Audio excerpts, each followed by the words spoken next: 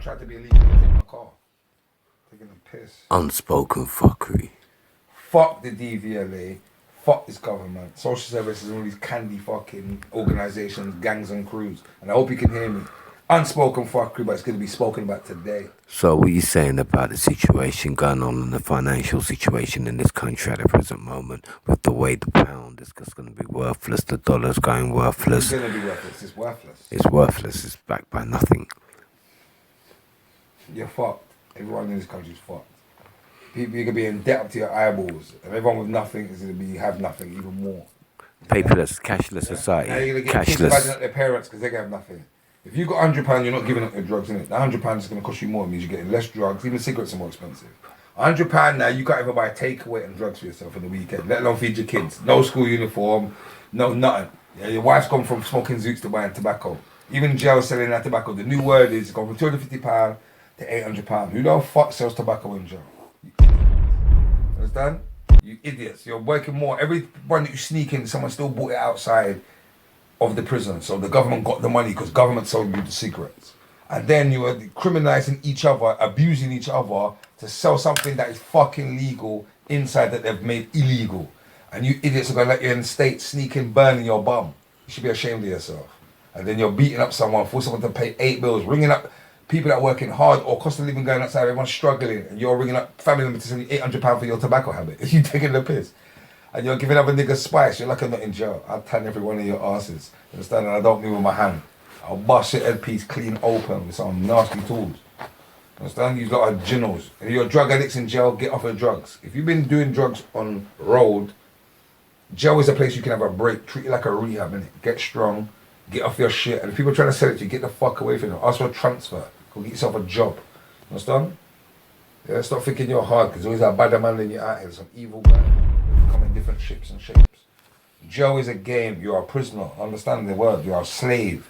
Understand? If they're letting you go to prison to give away your life and you're going in it and harming other people, how are you getting rich? I know people that have gone in jail with no money and come out with more money. Unspoken fuckery. Unspoken fuckery. How do you go to prison and come out with more money than you had when you went in? What's the thing about the system?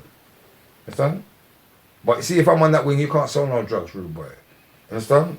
Because it just makes the jail corrupt and it causes problems. Because you're going to owe people money, you're asking people on the outside who don't have nothing, your girl visiting, she might get caught on the visit, you're pressurizing her with your 4 kids to come and sneak a bit of drugs in her pussy. What's the worst jail that you feel, the most corrupt jail that you have been in? Me, Pentonville. It's the worst one. And people said, Tony Martin was in there for life. He's the farmer who shot a gypsy in the back. And that motherfucker came out and said, it's the best jail I've ever been to. I thought this guy's lost it. I've been in jail and people love Pentonville. It's a dirtiest shithole. It used to be full of cockroaches, still is downstairs. And the screws are corrupt, they're fucking nobodies. But somehow everyone's selling drugs in there. When I go in there, I don't sell drugs, so I'm blacklisted, I'm old school. So when I go in there, I got the same name I had when I went in there as a 15-year-old boy, which is illegal. Understand? 15-year-old boys are not supposed to go to big man's jail. Understand? But that's what happens when you give a fake name. They didn't really check to find out who I was, that I said I was. They just went wrong with the name I said I was. They knew I wasn't him. They were fine. I went because I wanted the experience of it, and I wasn't going to tell my real name because my mum would have cried tears like she did when she did find out someone. So I tried to preserve my mama's tears by pretending I was someone I weren't. But when I look at the fact of it, how these countries making our boy go to a big man's place. That's where curiosity got me. They say curiosity killed the cat. Understand? So when I did go there, I was too wicked for this place. I didn't like the rules. I'm a rule breaker. So when I saw everyone was dancing around, it was be more wicked to me and then do as the screw said. I didn't like that. I'm used to backing and fighting against authority. I'm known for that from nursery onwards. So when I went to prison and saw these wicked supposed man, gunman, bad man that have pulled up man, and they're just getting sent here left and right, and they're worried about canteen, and worried about gym, and they're worried about association and visits. I thought these men ain't bad for me. I'm willing to lose everything when I get nasty. So I had to tame myself. Unspoken fuckery. Understand? And it doesn't mean I'm better than any prisoner. I can be better than any prisoner if I want to be. Understand? I choose not to be. I'd rather pick up my You can gel with people in jail in all different ways, innit? I might play with you. I might play chess with you, innit? Understand? Me and you might talk about fucking kids. Me and you got kids. Understand? Some people don't even know prison because they keep themselves to themselves, or they're structured by their gang or their friends from the area.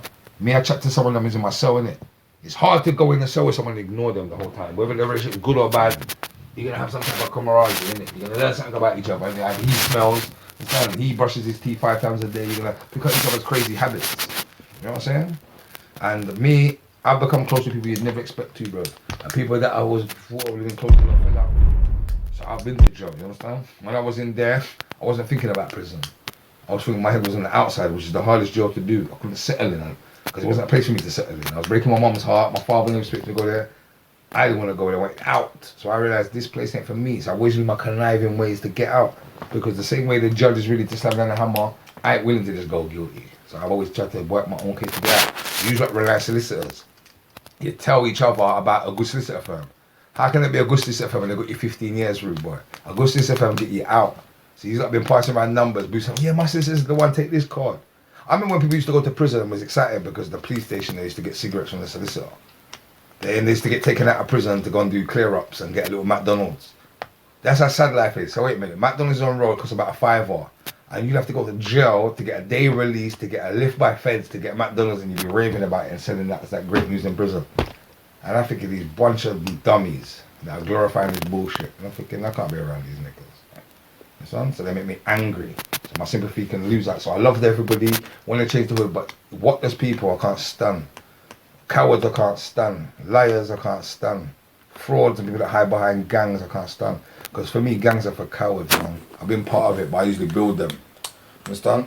For me, I don't need to associate with no man. Because my mum had one son and I come out the pussy on my own. So all this association, I might have brethren, but I love my friends. So I know which one of my friends is a pussy. I'd never bring my pussy friend out in the wars. And so I usually protect my pussy friend. Understand? You know what I mean? Unspoken fuckery. So for me, I'm a bully of the streets. I bully the bullies. I ain't really looking to bully no one. So when people front, a lot of people just fronting, innit? That's the position they've been given. They're not real. Because if a bully meets a bully, there's supposed to be a good bullying competition going on. Most man fade into the background. So it's not about size, not about gang screws. Because you're some man that play the crowd and you catch them on their own now, they're just in the pocket. So for instance, a man might be a wicked man on the road. He goes to jail now, no one ever really knew, apart from the people that witnessed it. This big henchman that's controlled 50 men on road is getting bullied around by some little boy in prison. You understand? And even get tamp up, get slapped down like a beanie. No revenge, no nothing. No one can tell them, it's kept it a secret. He goes big. Understand? People look up to him, he can't let people know that. He's scared of what the public thinks. He's scared to lose that way people look at him. Do you know what I mean? I've been attacked in jail, bro. I've been attacked every time. Man has never fought me in jail. I probably had about 2 or 3 one-on-one fights. Apart from that, man have to rush me, rude boy. My attitude stink. I'm nasty. I mean, that's word. You can have the whole of Brixton. Understand? The whole of Brixton 28s know me, still. And I don't need to name names. They know me because one thing I give them is they're more loyal than Hackney, man. You fight one Brixton man, they're due to fight 5 more. Understand? You never know who they were. You didn't even know he knew him. You know what I mean? And I've been friends enough with them. Met them in